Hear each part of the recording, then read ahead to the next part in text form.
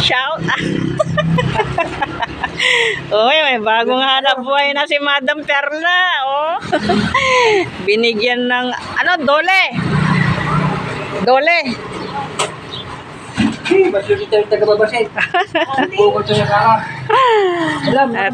you.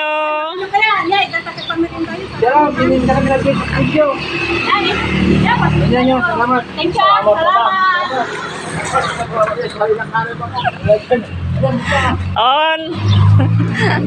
Oy. Ganda ng lights. May pabuya ang dole, dole. Wow. Dito bili na kayo dito ng ano, frozen. Hindi, pero tinbalo man kambasa ni si kami mang kina kasi sa presyo tuya ko no.